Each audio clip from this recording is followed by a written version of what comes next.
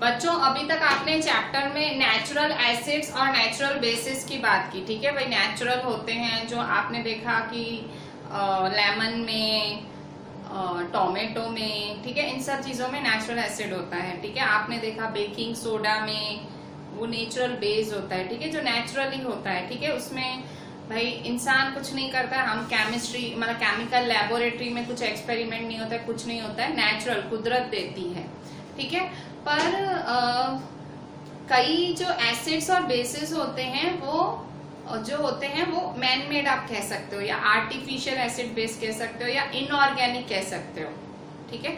सो organic acids या organic acids क्या होते हैं, वो एसिड्स वो जो नेचुरल होते हैं, ठीक है, जो नेचुरली मिलते हैं प्लांट्स से, एनिमल्स से। वो जैसे हनी भी आपको काटती है, ठीक है, मधुमक्खी काटती है, तो उसके स्टिंग में, उसके काटने में भी एसिड होता है। सो वो क्या हुआ, वो आपको एनिमल ने दिया ना, मतलब इंसेक्ट किस में आई, इंसेक्ट किस में आई, एनिमल में आई। तो आप मतलब ये नेचुरली आपको मिला, सो नेचुरली वो ऑर्गेनिक एसिड्स हुए। तो कई और इनऑर्गेनिक एसिड्स भी होते हैं, मतलब जो हमको नेचर से नहीं मिलते, हम बनाते हैं, ठीक है। जैसे होली के कलर कैसे होते हैं, होली के कलर नहीं हम कहते हैं हम नेचुरल कलर से होली खेलेंगे, तो नेचुरल कलर क्या होता है, वो फूलों वगैरह से नहीं, जो कृष्ण भगवान करते थे होली, सो फूलों को भिगो के रखते थे, वैसा ही कुछ होता था ना, तो वो नेचुरल कलर। फिर सिंथेटिक भी होता है ना भाई, सिंथेटिक वही आर्टिफिशियल वैसा। तो वैसे ही एसिड्स भी दो तरह के होते हैं, एक ऑर्गेनिक होते हैं जो हमें प्लांट्स एनिमल से मिलते हैं, और दूसरे होते हैं इनऑर्गेनिक जो हमें हम बनाते हैं, इंसान बनाते हैं, मैन मेड होते हैं। सो वो आपकी केमिस्ट्री लैब में आपको देखने मिलेंगे, ठीक है। कभी स्कूल खुलता है, I hope, I wish, I pray कि स्कूल खुले, तो जब भी खुलता है जस्ट गो एंड सी, आपकी केमिस्ट्री लैब में आपको सारे एसिड्स मिलेंगे, बेसिस भी मिलेंगे। सो क्योंकि आपके स्कूल 12th तक होगा, ठीक है, आपका स्कूल 12th तक है, सो आप 12th तक है तो 11th 12th वालों को एक्सपेरिमेंट्स कराए जाते हैं थोड़े बहुत, तो आप देखोगे कि आपके लेबोरेटरी में एसिड्स बेसिस मिलेंगे, ठीक है। तो बहुत खतरनाक होते हैं ये केमिकल्स, उनको टच नहीं करना, खाली देख लेना आप। सो आपकी स्कूल के लेबोरेटरी में कौन कौन से केमिकल, और ये सारे ना डाइल्यूट फॉर्म में होते हैं, डाइल्यूट मतलब लिक्विड फॉर्म में होते हैं, ठीक है, पाउडर फॉर्म में नहीं होंगे आपके स्कूल में, डाइल्यूट फॉर्म में होंगे, पानी मिले हुए होंगे, ठीक है। सो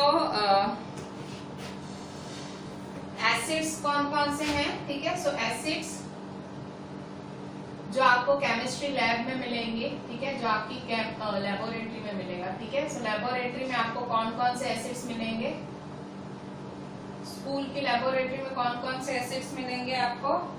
सो हाइड्रोक्लोरिक एसिड मिलेगा,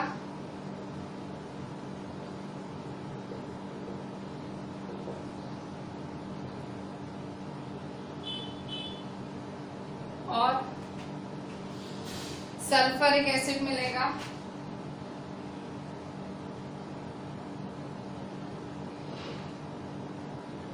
नाइट्रिक एसिड मिलेगा,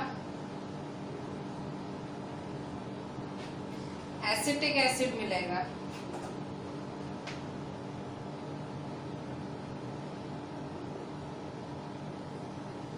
ठीक है। और बेसिस कौन कौन से मिलेंगे, बेसिस। सो बेसिस आपको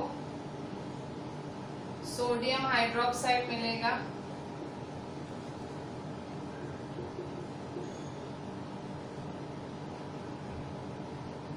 अमोनियम हाइड्रोक्साइड मिलेगा,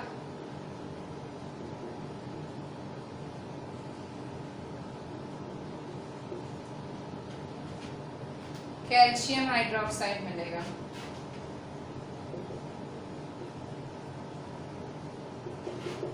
जिसको लाइम वाटर भी कहते हैं,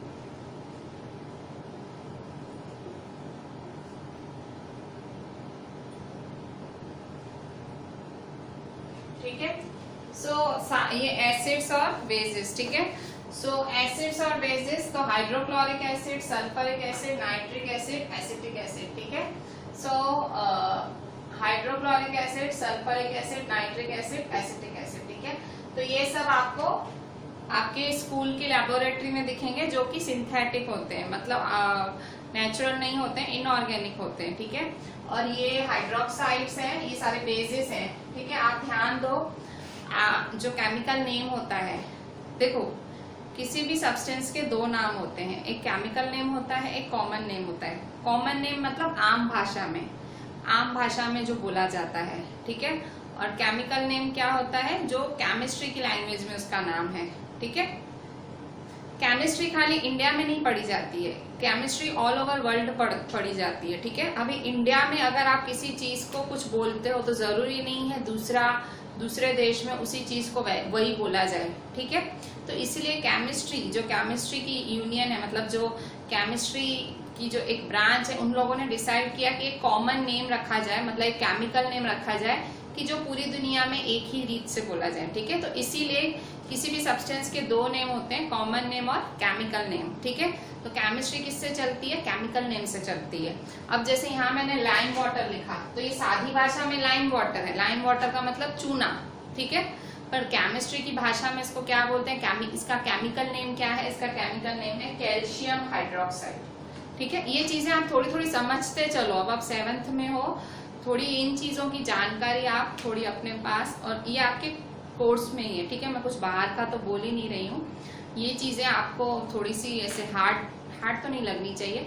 मतलब देखो एसिड्स है, देखो जो हाइड्रोक्लोरिक, सल्फ्यूरिक, नाइट्रिक एसिड, इनके नाम के आगे एसिड और इनके नाम के आगे हाइड्रोक्साइड है, ठीक है। तो इस तरह से आप इन पे भी अपनी लिटमस टेस्ट कर सकते हो।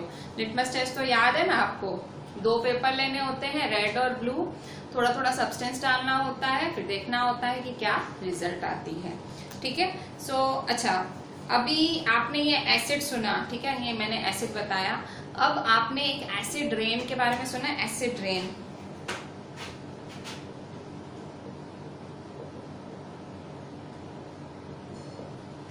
देखो एसिड रेन क्या होती है, ये एसिड रेन मतलब बरसात का टाइम है, ठीक है, बरसात का टाइम है और वातावरण बहुत ज्यादा दूषित हो गया, बहुत ज्यादा हार्मफुल गैसेस एटमॉस्फेयर में है, ठीक है। क्यों, पॉल्यूशन की वजह से, ठीक है। इंडस्ट्रीज से स्मोक रिलीज हो रही है, व्हीकल्स इतने ज्यादा चल रहे हैं रोड्स के ऊपर, ये मैं कॉमन बात कर रही हूँ, ठीक है। अभी आप सोच रहे हो कि मैम कोरोना के टाइम में कैसी बातें कर रही है, कुछ है ही नहीं रोड पे, अब तो सब खाली खाली रोड है।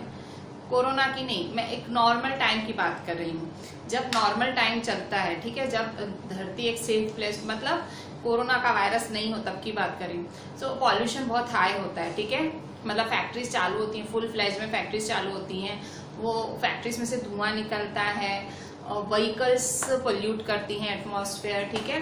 और बहुत मतलब चारों तरफ बहुत ज्यादा पॉल्यूशन होता है, ठीक है। तो ये पॉल्यूशन, ये जो वातावरण में ये लेवल इन गैसेस का, हार्मफुल गैसेस का लेवल वातावरण में बढ़ जाता है, एटमॉस्फेयर में लेवल बढ़ जाता है, ठीक है। अब उस पर से बरसात पड़ जाए, मतलब रेन पड़ जाए, तो अभी में भी शायद आपने कभी सुना हो, बीच में एक स्टडी हुई थी, तो पता लगा ताजमहल पीला हो रहा है। पीला कैसे हो सकता है, ताजमहल तो संगमरमर का सफेद है, पर पीला हो रहा है, तो पाया गया एसिड रेन की वजह से पीला हो रहा है, ठीक है। मतलब एसिड रेन बहुत खतरनाक है। कैसे, एसिड रेन से ताजमहल पीला पड़ गया, और जो आयरन बिल्डिंग्स, आयरन फोर्ट्स, मतलब लोहे के जो ब्रिजेस वगैरह ये सब बने हैं, वो सब कच्चे पड़ जाते हैं, ठीक है। सो एसिड रेन अच्छी नहीं है। तो एसिड रेन है क्या, वो हम पढ़ते हैं आपकी NCERT text book, page number 54 में एसिड रेन समझाया गया है। So what is acid rain? The rain becomes acidic because carbon dioxide, sulfur dioxide, nitrogen dioxide, which are released into air as pollution, dissolve in raindrops to form carbonic acid, sulfuric acid, nitric acid respectively, ठीक है। तो rain कब acid बनती है, acid rain, topic का नाम है acid rain. तो रेन कब एसिड बनती है, रेन एसिड शब्द ही कितना भारी है। आप देखो एसिड खतरनाक शब्द है, आपने सुना होगा ना, आपने सुना होगा कि कई लोगों पे एसिड अटैक होता है, बहुत खतरनाक होता है, उनकी स्किन जल जाती है, हाथ पैर बहुत खराब किस्से होते हैं, वो सुना है ना आपने। तो acid itself is a very harmful, बहुत भारी शब्द है। सो रेन एसिड है, उसका मतलब क्या? So what is acid rain? The rain becomes acidic, the rain becomes acidic because carbon dioxide,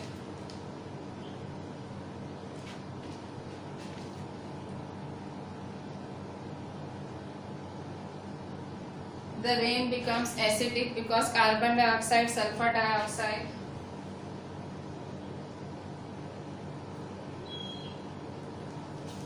and nitrogen dioxide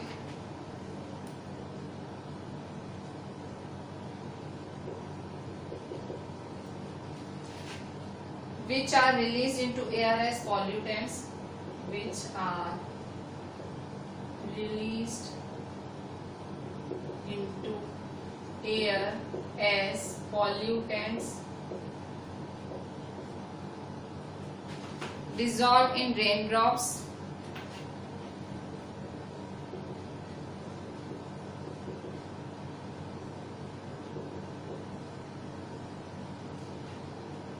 to form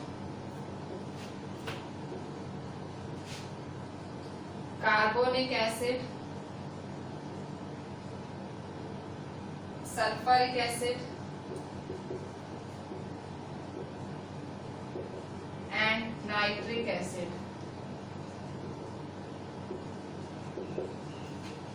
ठीक है, respectively.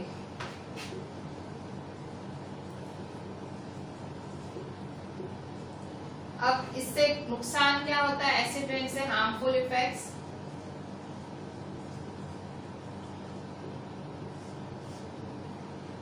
so acid rain can cause damage to buildings,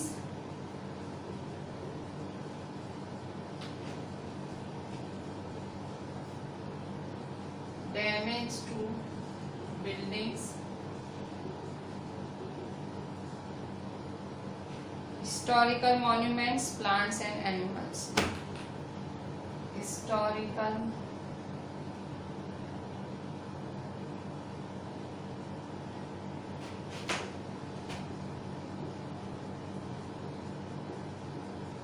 plants and animals. ठीक है, सो आप यहाँ देखो ध्यान से, अब हम समझते हैं एक्चुअली में एसिड रेन है क्या। तो देखो यहाँ पे the rain becomes acidic because carbon dioxide, sulfur dioxide, nitrogen dioxide which are released into air as pollutants. देखो हमारी हवा प्रदूषित है, पॉल्यूटेड है। कैसे पॉल्यूटेड हुई हमारी हवा? तो हमारी हवा में कौन कौन सी गैसेस हैं जिसने हवा को पॉल्यूट किया है, हमारी एयर को? सो कौन कौन सी गैसेस हैं? गैसेस का नाम है carbon dioxide, sulphur dioxide, nitrogen dioxide. ठीक है, तो कार्बन डाइऑक्साइड, सल्फर डाइऑक्साइड और नाइट्रोजन डाइऑक्साइड, ठीक है, ये इन तीनों गैसेस ने हमारी हवा को दूषित किया है, पॉल्यूटेड किया है। ठीक है, कार्बन डाइऑक्साइड, सल्फर डाइऑक्साइड और नाइट्रोजन डाइऑक्साइड, ये तीनों गैसेस ने, carbon dioxide, nitrogen dioxide, sulphur dioxide, ये तीनों गैसेस ने हवा को दूषित किया है। ठीक है, हवा को पॉल्यूट किया है, कर दिया पॉल्यूट, हाँ पॉल्यूशन है। अब क्या हुआ? जब बारिश पड़ी, बारिश क्या है? बारिश वाटर, H2O।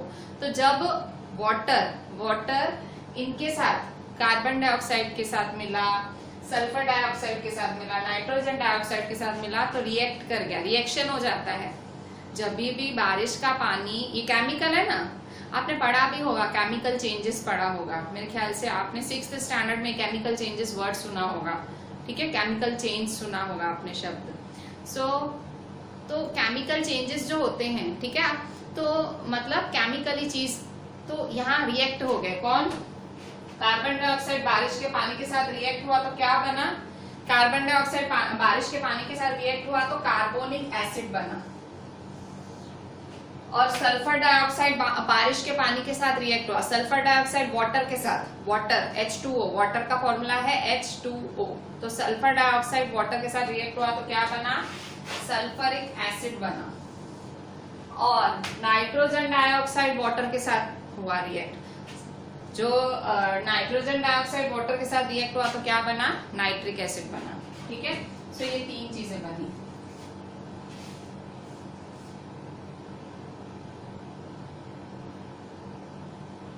ठीक है, सो इस तरह से कार्बन डाइऑक्साइड कार्बोनिक एसिड बनाया, सल्फर डाइऑक्साइड सल्फरिक एसिड बनाया, नाइट्रोजन डाइऑक्साइड ने नाइट्रिक एसिड बनाया, ठीक है।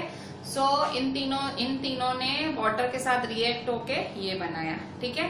अच्छा, अब ये सारे क्या बने? एसिड्स बने। क्या बने? एसिड्स। हवा में क्या था? प्रदूषण था, पॉल्यूशन था। पॉल्यूशन किन की वजह से था? गैसेस की वजह से था। कौन सी? सल्फर डाइऑक्साइड, नाइट्रोजन डाइऑक्साइड और कार्बन डाइऑक्साइड। इन सारी गैसेस की वजह से प्रदूषण था, पॉल्यूशन था, ठीक। उसके बाद बारिश पड़ गई, बारिश पड़ी, बारिश में क्या पड़ा? पानी, H2O। तो H2O इनके साथ रिएक्ट कर गया, हर गैस के साथ रिएक्ट हो गया। रिएक्ट होके क्या बना दिया? एसिड्स। अब एसिड्स अच्छे नहीं होते, दे आर बैड। सो मतलब ऑब्वियसली केमिकल्स तो अच्छे नहीं होते, केमिकल जो एसिड्स। हाँ, आप कहोगे भाई मैम टोमेटो वाला एसिड तो अच्छा होता है। हाँ, नेचुरल एसिड्स, कई एसिड्स अच्छे होते हैं, ठीक है, कई, थोड़े से, हाँ, गिने चुने। पर ये जो केमिस्ट्री, ये जो केमिकल्स हैं, ये तो अच्छे नहीं होते, ठीक है। So carbonic acid, sulphuric acid, nitric acid बना और इसकी वजह से एसिड रेन हुई। इसलिए रेन को एसिड बोलते हैं। क्यों? क्योंकि एसिड गिरा ना, पानी से मिलके एसिड बना। सो क्या है harmful effects? Acid rain can cause damage to buildings, historical monuments, plants and animals. मैंने अभी आपसे बात की, ये बिल्डिंग को नुकसान पहुंचाती है। हिस्टोरिकल मॉन्यूमेंट्स, मैंने ताजमहल का नाम लिया अभी। प्लांट्स एंड एनिमल्स, उनको भी नुकसान पहुंचाती है। प्लांट्स, एनिमल्स बेचारे बारिश में कहाँ जाएं, ठीक है, सिर्फ भटकते हैं भीगते। प्लांट्स तो बेचारे, प्लांट्स तो मूव ही नहीं कर सकते। सो बहुत नुकसान पहुंचता है ये एसिड रेन का। मतलब खतरनाक, जहरीली बरसात होती है ये, ठीक है। सो इस तरह से एसिड रेन ये है। अच्छा, देखें यहाँ पे अच्छा, आप जब भी, मैंने आपको कहा केमिस्ट्री लैब में, आपके स्कूल की केमिस्ट्री की लैब में आपको ये एसिड्स बेस मिलेंगे, ठीक है। पर जब भी आप बाय चांस आपको मौका मिलता है, आप जाओ तो बहुत केयर के साथ जाना। क्यों? क्योंकि ये मतलब स्किन के लिए बहुत खतरनाक होते हैं, ठीक है। और अगर किसी चीज पे गिर जाए, वो चीज एकदम जंग लग जाती है, वो चीज खराब हो जाती है। और हाथ या स्किन या किसी पे भी चीज पे गिरे तो डैमेज हो जाती है स्किन। सो इसलिए एसिड और बेस ध्यान से, हाँ, अगर कभी बाय चांस देखने का मौका मिलता है तो बिल्कुल दूर खड़े रह के देखने का, ठीक है। सो बाय, ये आपके लिखा है बुक में, मैं कुछ घर से कुछ नहीं करा रही हूँ, सब आपकी एनसीईआरटी का है। By care should be taken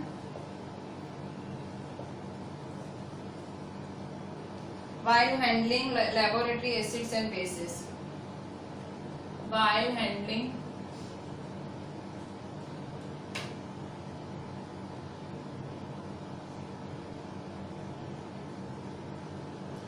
laboratory acids and bases. ठीक है। सो क्यों केयर रखनी चाहिए? Great care should be taken while handling because they are corrosive in nature. Corrosive मतलब किसी भी चीज को जंग लगा सकते हैं। Because they are corrosive in nature. और second, they are irritating and harmful to skin, ठीक है। So they are irritating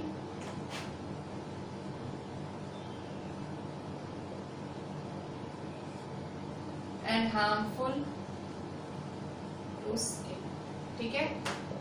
skin irritation और हार्मफुल भी हो, मतलब हार्मफुल भी है, ठीक है। सो इस तरह से ये आपने एसिड्स के बारे में पढ़ा, ठीक है, जो नेचुरल नहीं होते उन एसिड्स के बारे में पढ़ा, ठीक है। अब हम पढ़ेंगे न्यूट्रलाइजेशन क्या होता है। सो न्यूट्रलाइजेशन मतलब ना एसिड ना बेस, ठीक है। सो अब हम न्यूट्रलाइजेशन पढ़ेंगे।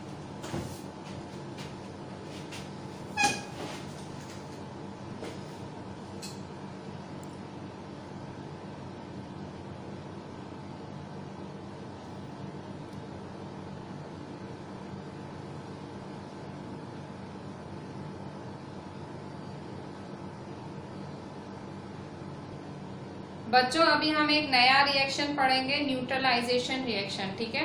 सो न्यूट्रलाइजेशन पढ़ने से पहले एक इंडिकेटर पढ़ लेते हैं, ठीक है। इंडिकेटर क्या होता है? जो पता करता है कि भाई सॉल्यूशन एसिड है कि बेस है। आपने अभी तक बहुत सारे पढ़े, आपने लिटमस पढ़ा, भाई लिटमस पेपर के लिए पढ़ा, फिर आपने टर्मरिक के बारे में भी पढ़ा, वो भी एक इंडिकेटर है। इंडिकेटर भाई एसिड है कि बेस है, सॉल्यूशन पता लगता है, क्योंकि हर चीज तो आप टेस्ट कर नहीं सकते हो, चख के पता कर नहीं सकते हो। जैसे कि ये केमिकल्स जो कि केमिस्ट्री लैब में पाए जाते हैं, ठीक है, अगर आप मैंने आपको कहा वो टच भी नहीं कर सकते हो, खतरनाक होते हो, तो उनको तो टेस्ट करोगे तो क्या हालत होगी, जीभ जल जाए, ठीक है। सो हमेशा हमें इंडिकेटर्स यूज करने पड़ते हैं पता करने के लिए, ठीक है। सो सपोज फिनोल्फिथैलिन, सो फिनोल्फिथैलिन एक इंडिकेटर है, ठीक है। सो फिनोल्फिथैलिन,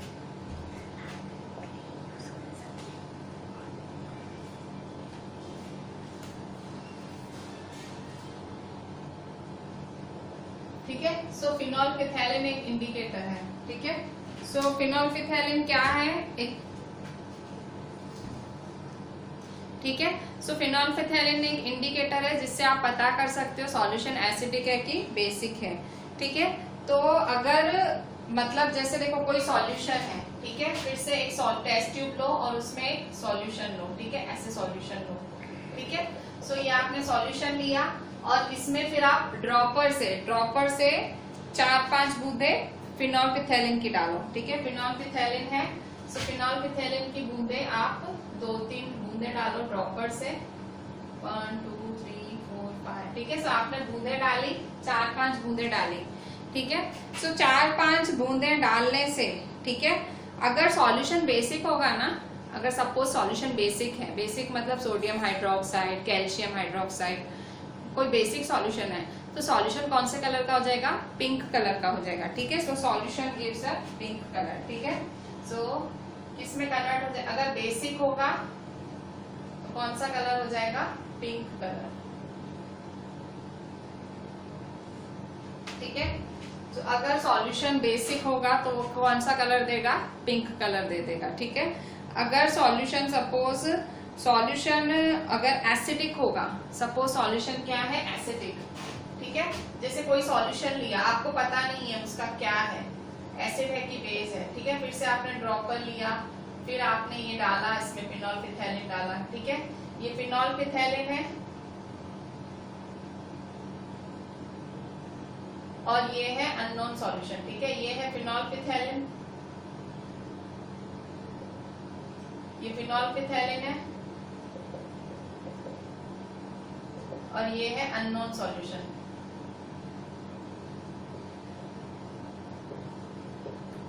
ठीक है। फिनोल्फिथैलिन है और अननोन सॉल्यूशन है, ठीक है। सो आपको पता कैसे चलेगा कि सॉल्यूशन एसिड है कि बेस है, तो कैसे पता लगेगा, तो अगर वो कन्वर्ट हो जाता है, अगर सॉल्यूशन कलरलेस हो जाता है, कलरलेस, ठीक है, ये पिंक कलर में कन्वर्ट हुआ, अगर सॉल्यूशन कलरलेस हो जाता है, कलरलेस हो जाता है, ठीक है, तो आप क्या कहोगे, ये एसिड है, ठीक है। और अगर सॉल्यूशन बेसिक है, ठीक है,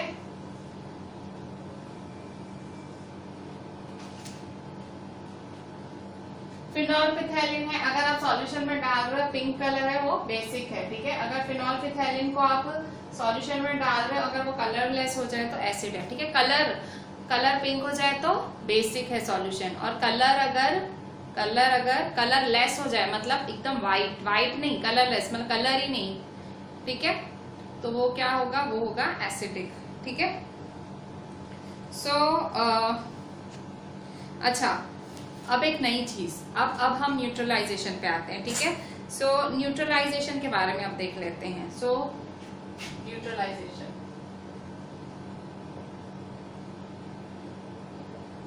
तो ये फिनोल्फिथैलिन, आपने ये एक लास्ट इंडिकेटर पढ़ा इस चैप्टर का, ठीक है। आपने इस चैप्टर में बहुत सारे इंडिकेटर्स पढ़े, आपने लिटमस के बारे में पढ़ा, टर्मरिक पढ़ा, बहुत सारे पढ़े, ठीक है। सो ये फिनोल्फिथैलिन एक लास्ट इंडिकेटर था भाई। अब आपकी इंडिकेटर्स की लिस्ट पूरी हुई। अब हम एक नया नाम समझते हैं, न्यूट्रलाइजेशन रिएक्शन। वो क्या होता है? So what do you mean by neutralization? So देखो, आपने क्या देखा अभी, देखो सपोज मेरे पास एक एसिड है, सपोज मेरे पास एक एसिड है, सपोज मेरे पास एक बेस है। अगर मैं दोनों को मिक्स कर दूं तो क्या होगा? न्यूट्रलाइज हो जाएगा। न्यूट्रलाइज मतलब नील, न्यूट्रलाइज नील, इफेक्ट क्या हो जाएगा, नील हो जाएगा। ना वो एसिड रहेगा ना वो बेस रहेगा, ठीक है। इसका सबसे बढ़िया एग्जाम्पल है, आप खाते हो, कभी बहुत ज्यादा खा लेते हो, ठीक है। मम्मी ने पूरी भाजी बनाई, पूरी बहुत पसंद है तो बहुत खा ली, बहुत खा ली, बहुत खा ली, ठीक है। सो फिर दूसरे दिन हो गई एसिडिटी, बिल्कुल पेट एकदम फट रहा है, पेट एकदम दुख रहा है, बहुत एसिडिटी हो गई, ठीक है। अब क्या करें, तो मम्मी क्या करती है, आपको इनो वगैरह या ऐसे कुछ सूदिंग आपको मतलब मिल्क इनो वगैरह देती है, ठीक है, जिससे आपको थोड़ी राहत मिले, ठीक है। क्योंकि इनो क्या है, वो बेसिक है। आपके पेट में क्या हो गया, एसिड, एसिडिटी हो गई, तो मम्मी क्या देती है आपको, बेस। इनो क्या है, बेस है, वो हाइड्रोक्साइड का बना, तो वो इनो देती है, तो उससे क्या हो जाता है, आपका न्यूट्रल हो जाता है, ठीक है। सो न्यूट्रलाइजेशन रिएक्शन हमारी डेली लाइफ में बहुत यूजफुल है। आपको कभी कोई इंसेक्ट बाइट कर ले, ठीक है, इंसेक्ट बाइट कर ले, आपको कोई मधुमक्खी या कुछ कोई काट ले, ठीक है, तो आपको कहा जाता है कि भाई, मैंने आपको बोला था उसकी बाइट में, जो मधुमक्खी है उसकी बाइट में क्या होता है, उसके काटने में भी एसिड है, फॉर्मिक एसिड है। तो अब तुरंत आपकी मम्मी है ना, अपने किचन से बेकिंग सोडा निकालेगी और घस देगी आपके घाव पे, जहाँ पे इंसेक्ट ने काटा है ना, बेकिंग सोडा। तो आप मम्मी को कहोगे, मम्मी रेसिपी की दुकान क्यों खोल रहे हो, तो एक्चुअली वो रेसिपी की दुकान नहीं खोलती। आपकी मम्मी ने भी थोड़ी साइंस पढ़ी है, उन्हें पता है कि अगर मधुमक्खी काटती है या कोई भी इंसेक्ट काटता है तो बेकिंग सोडा, ठीक है, खाने का सोडा जो मम्मी ढोकले वगैरह में डालती है, वो खाने का सोडा अगर ऐसे रब करेगी ना आपके घाव पे, तो उसका इफेक्ट नलीफाई हो जाएगा। जो डंक मारा था ना मधुमक्खी ने या किसी भी एंट ने, इंसेक्ट ने, वो नलीफाई कर देगा, ठीक है। सो ये हमारी डेली लाइफ के एग्जाम्पल हैं जब रिएक्शंस न्यूट्रल हो जाते हैं। एसिड के सामने आप एक बेस डाल देते हो तो रिएक्शन नलीफाई, उसका इफेक्ट चला जाता है, एसिड का इफेक्ट खत्म, ठीक है। सो न्यूट्रलाइजेशन रिएक्शन क्या होता है, neutralisation when an acidic solution is mixed with the basic solution, ठीक है। जब एक एसिडिक सॉल्यूशन एक बेसिक सॉल्यूशन से मिक्स हो जाता है, both the solutions neutralize the effect of each other, दोनों एक दूसरे का नलीफाई कर देती हैं, ठीक है। Both the solutions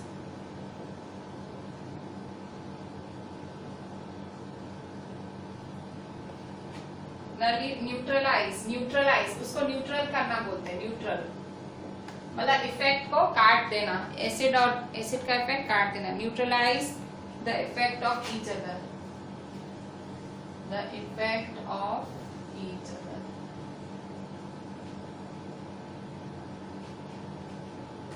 When an acid solution and base solution are mixed in suitable amounts, when an acid solution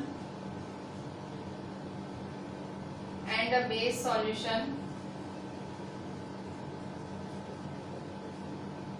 are mixed in suitable amounts,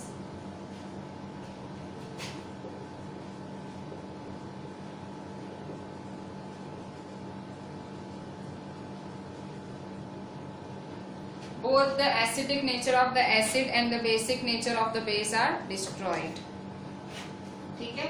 सो जब आप एक जितने मतलब एसिड और बेस को साथ में मिलाते हो तो एसिडिक और बेसिक नेचर खत्म हो जाता है।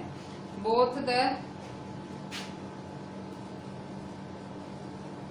Acidic nature of the acid and the basic nature of the base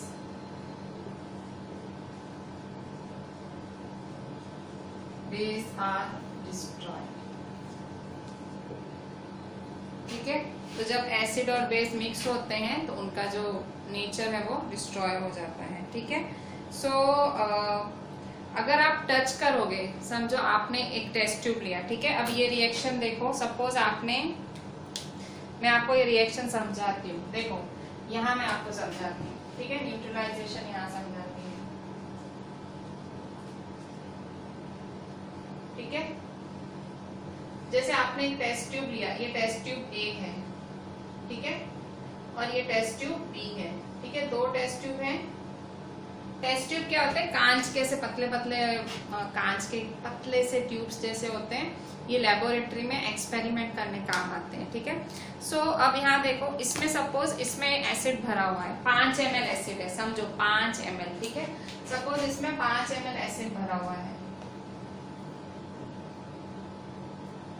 ठीक है, और सपोज इसमें 5 ml बेस भरा हुआ है, इसमें 5 ml बेस भरा हुआ है, ठीक है। सो ये एसिड है और ये क्या है? बेस है, ठीक है।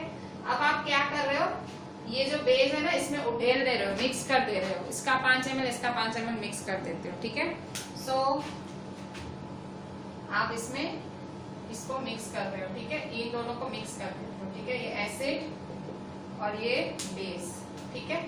तो ये कौन सा रिएक्शन हो गया? ये हो गया न्यूट्रलाइजेशन रिएक्शन। कौन सा? न्यूट्रलाइजेशन, ठीक है। मतलब आपने 5 ml एसिड लिया, आपने 5 ml बेस लिया, ठीक है। सो 5 ml एसिड 5 ml बेस, ठीक है।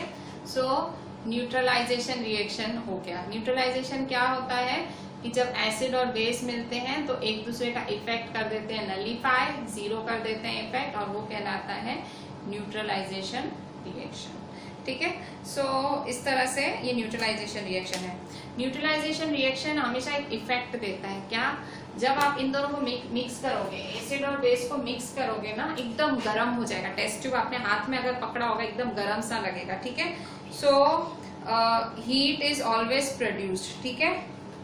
सो हीट भी प्रोड्यूस होगी इसमें, हीट इज ऑलवेज प्रोड्यूस्ड,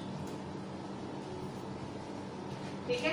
तो जब भी आप ये न्यूट्रलाइजेशन रिएक्शन करते हो तो गर्मी भी बहुत होती है, ठीक है। मतलब गर्मी ऐसे नहीं, रूम गर्म नहीं हो जाएगा, आपका टेस्ट ट्यूब गर्म हो जाएगा, जिसमें रिएक्शन हो रहा होगा वो गर्म हो जाएगा, ठीक है। सो और इसका मतलब क्या हुआ? एक नई चीज बनती है। क्या बनता है? सॉल्ट। क्या बनता है? सॉल्ट। जब आप इसको इससे मिलाओगे, इसको इससे मिलाओगे तो जैसे आप देखो, नींबू, ठीक है, आपने नींबू का रस और पानी, ठीक है। सो नींबू पानी मिलाया तो नींबू पानी बन गया, ठीक है। दूध में आपने चीनी डाली, शक्कर डाली, थोड़ा सा गर्म किया, क्या बन गई? चाय बन गई, कुछ बना ना नया। तो वैसे ही आपने एसिड और बेस मिक्स किया, एसिड और बेस मिक्स किया, कुछ तो नया बनेगा ना। क्या बनेगा? सॉल्ट बनेगा। क्या?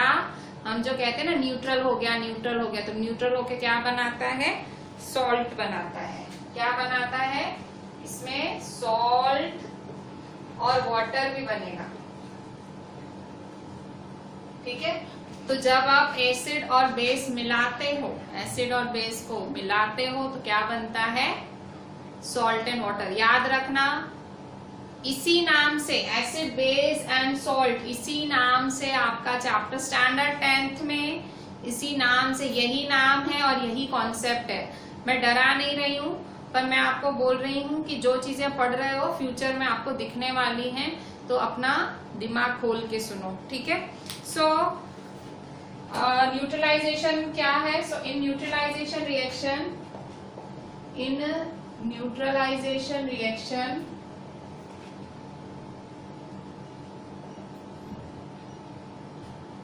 in neutralization reaction a new substance is formed called salt.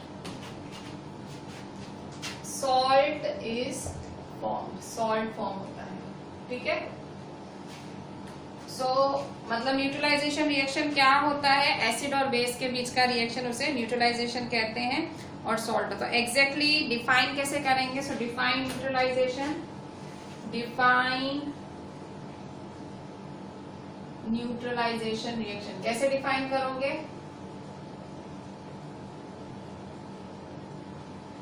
So neutralization reaction कैसे डिफाइन करोगे? Answer, the reaction between an acid and a base, the reaction between an acid and a base is known as neutralization, is known as neutralization, ठीक है। सो acid और base के बीच में जब reaction कराते हैं तो न्यूट्रलाइजेशन कहा जाता है, और इस रिएक्शन में सॉल्ट और वाटर प्रोड्यूस होते हैं और हीट इवॉल्व होती है, ठीक है। So salt and water are produced in this process with the evolution of heat. Salt and water are produced in this process with the evolution of heat, ठीक है। So salt और मतलब salt और water produce होंगे और heat भी release होगी, ठीक है। सो अच्छा, तो क्या लिखेंगे? Acid plus base gives salt plus water, ठीक है।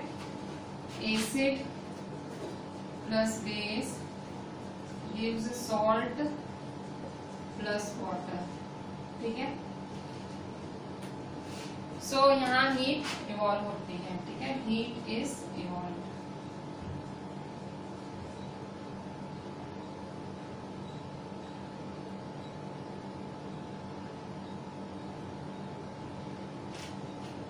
ठीक है। सो acid plus base gives salt plus water, ठीक है।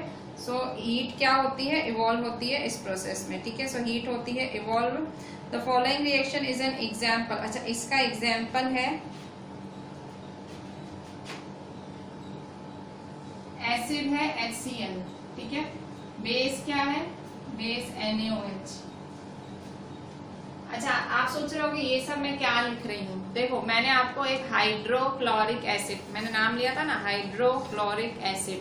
हाइड्रोक्लोरिक एसिड का फॉर्मूला क्या होता है? हाइड्रोक्लोरिक एसिड का केमिकल फॉर्मूला क्या होता है? HCl। हाइड्रो का H और क्लोरिक का Cl, hydrochloric acid. Sodium hydroxide का केमिकल फॉर्मूला क्या होता है? NaOH। सोडियम का Na। आप कहोगे मैडम सोडियम का Na कैसे? थोड़े बड़े हो जाओ फिर समझाऊंगी, फिलहाल समझो सोडियम का Na और हाइड्रोक्साइड का OH। अब दोनों को क्या कर देना है? मिक्स। दोनों को मिक्स कर दिया आपने, HCl और सोडियम हाइड्रोक्साइड को मिक्स किया तो क्या बना? आपका बना NaCl प्लस H2O। क्या बना? NaCl plus H2O। NaCl पता है क्या है? NaCl है सोडियम क्लोराइड। क्या? खाने का नमक, जो आपको घरों में आप यूज करते हो, आप खाने में यूज करते हो, ठीक है। सो जो नमक घरों में मिलता है आपको HCl NaOH के, ठीक है। सो NaCl इज कॉमन सॉल्ट जो घरों में यूज करते हो। तो ये तो न्यूट्रलाइजेशन रिएक्शन का यूज हो गया, ठीक है। न्यूट्रलाइजेशन रिएक्शन कितनी यूजफुल है, देखो कॉमन सॉल्ट मिलता है। सॉल्ट तो हमारे पूरे दिन में है, ठीक है, मतलब आप हर खाने में इसे लेते हो, ठीक है। तो और भी क्या यूजेस हैं न्यूट्रलाइजेशन रिएक्शन के, वो हम देखते हैं आगे, ठीक है।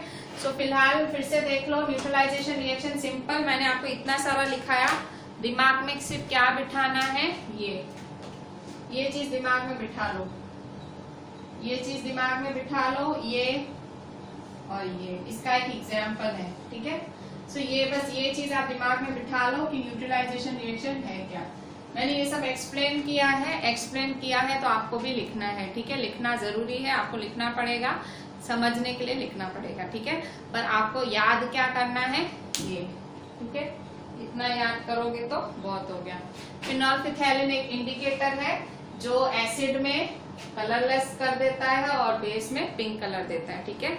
और ये न्यूट्रलाइजेशन रिएक्शन, ठीक है। अब हम न्यूट्रलाइजेशन रिएक्शन हमको हमारी डेली लाइफ में कहाँ कहाँ देखने मिलते हैं, हमारी लाइफ में न्यूट्रलाइजेशन रिएक्शन कहाँ है वो देखेंगे।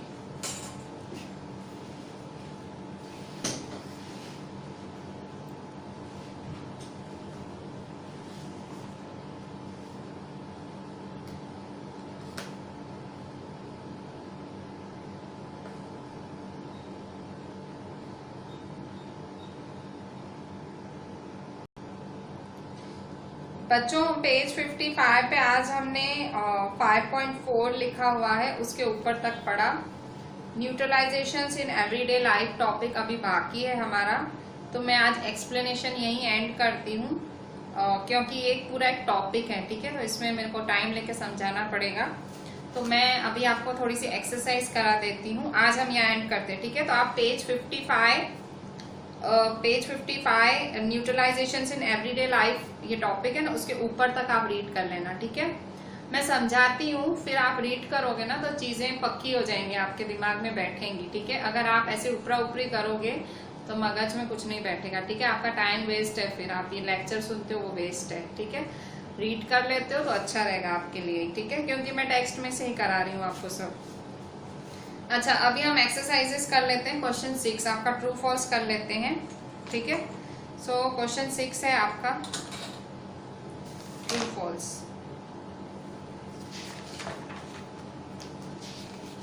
क्वेश्चन 6 क्या बोलता है? क्वेश्चन 6 है आपका mark T if the statement is true, F if the statement is false, ठीक है।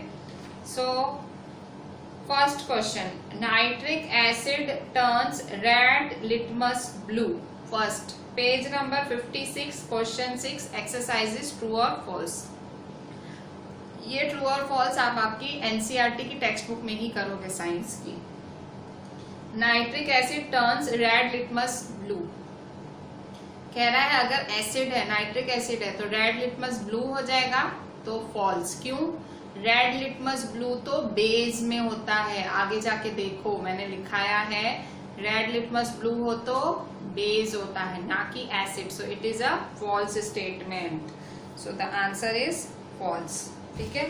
सो क्वेश्चन 6 का फर्स्ट है फॉल्स, ठीक है। इसके बाद सेकंड है sodium hydroxide turns blue litmus red, ठीक है। सेकंड बोल रहा है सोडियम हाइड्रोक्साइड ब्लू लिटमस को रेड में कन्वर्ट कर देती है। ब्लू लिटमस को किस में कन्वर्ट कर देती है? रेड में। So is it true? देखो हाइड्रोक्साइड का मतलब ये बेस है, तो बेस क्या बोल रहा है? ब्लू लिटमस रेड करती है, फॉल्स। ब्लू लिटमस रेड तो एसिड करता है, सो ये भी क्या है? फॉल्स, ठीक है।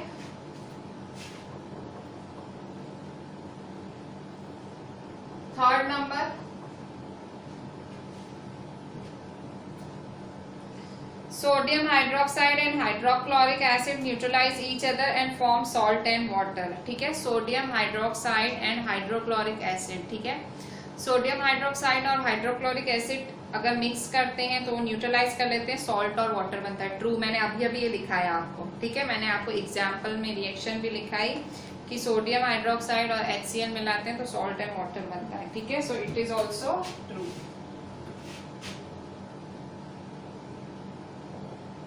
फोर्थ,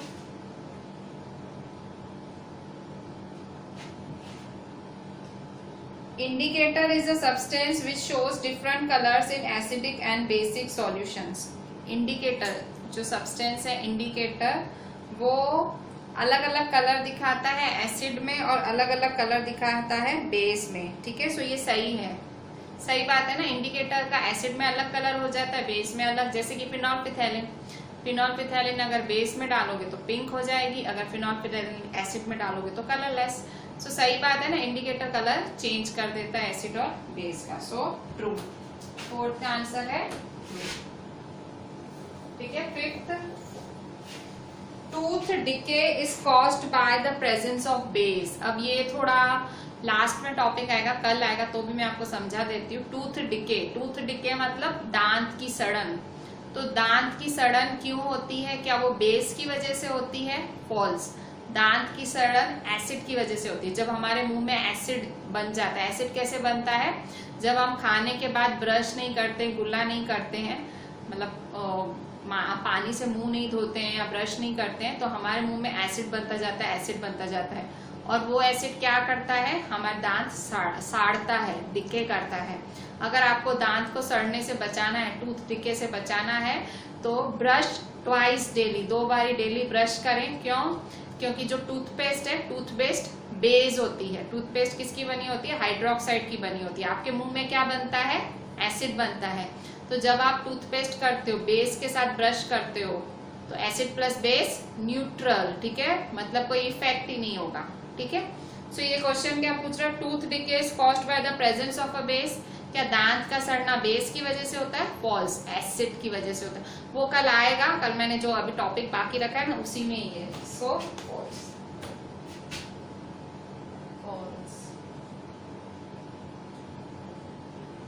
ठीक है। सो ये आपकी एक्सरसाइजेस है पेज 56 की, ठीक है। अब पेज 57 की क्वेश्चन 11, ठीक है।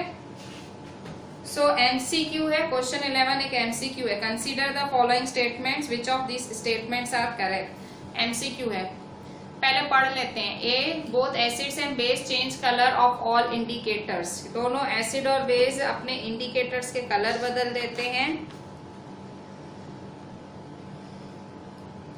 क्या एसिड और बेस अपने इंडिकेटर्स के कलर बदल देते हैं? Second, indicator gives colour change with acid, it does not give change, it does not give a change with the base, ठीक है। अगर कोई इंडिकेटर डाल रहे हो तो एसिड का कलर बदलता है तो बेस का नहीं बदलेगा। Third, indicator changes colour with the base, it does not change colour with acid. Indicator base के साथ कलर बदल रहा है तो एसिड के साथ नहीं बदलेगा। D, change of colour in an acid and base depends on the type of indicator. अब देखो, ए स्टेटमेंट क्या बोलता है कि एसिड और बेस दोनों इंडिकेटर के कलर बदल के रख देते। सही बात है, बदलते ही है ना। आपने अभी इतना सारा देखा, इंडिकेटर्स में क्या क्या देखा आपने? टर्मरिक देखा, आपने लिटमस पेपर देखा, आपने चाइना रोज का भी इंडिकेटर देखा, आपने फिनॉल फिथैलिन देखा। तो ये सारे इंडिकेटर्स क्या हैं? एसिड बेस के कलर बदल के रख देते हैं। सो ए तो बिल्कुल सही स्टेटमेंट है। सेकेंड क्या बोल रहा है कि अगर कोई इंडिकेटर डालने से एसिड का कलर बदलता है तो क्या बेस का भी बदलेगा या नहीं बदलेगा? सो बदलेगा नहीं बदलेगा वो कुछ फिक्स नहीं होता है। सो फॉल्स है। If an indicator changes colour with the base, it does not change colour with acid. कह रहा है एक इंडिकेटर बेस का कलर बदलता है तो क्या वो एसिड का नहीं बदलेगा? सो ये भी फॉल्स है, कुछ नक्की नहीं है, ठीक है। सो बी और सी का कोई सेंस नहीं है। D, change of colour in an acid and base depends on the type of indicator. Acid और बेस कौन से कलर में बदलेंगे इंडिकेटर पे निर्भर करता है। मतलब फिनॉल्फिथैलिन डाल रहे हो तो पिंक हो जाएगा, और कोई और डाल रहे हो, टर्मरिक डाल रहे हो तो रेड हो जाएगा, अलग अलग हो जाते हैं ना। सो ये सही बात है कि आप बूंदे डालोगे इंडिकेटर की तो ही डिसाइड होगा कलर क्या होगा। सो सही स्टेटमेंट कौन से? ए और डी। तो हमारा which of this statements are correct? MCQ में चूज करो। First all four, second A and D, third B and C, fourth only D. तो सेकंड है ए एंड डी, ठीक है। सो सेकंड वाला आपका सही है। Second A and D, A and, ठीक है। सो इस तरह से ये हमारा पेज 57, ठीक है। सो ये हमारा पेज 57 है, ठीक है। 56, 57, ठीक है। तो इस तरह से ये मेरा, मैंने आपको ऐसे ऑब्जेक्टिव्स कराए। कल हम ये चैप्टर जो लास्ट टॉपिक है कि भाई न्यूट्रलाइजेशन का हमारी डेली लाइफ में क्या इफेक्ट है वो पढ़ेंगे, और हम थोड़ी सी एक्सरसाइज भी कंप्लीट करेंगे, ठीक है। डू द एंटायर वर्क, एक एक चीज करनी है विद डायग्राम्स, जो टेस्ट ट्यूब्स बनाए हैं, फिनॉल्फिथैलिन बनाया, सब कुछ करना है। And send me the entire work on WhatsApp. चलें, थैंक यू।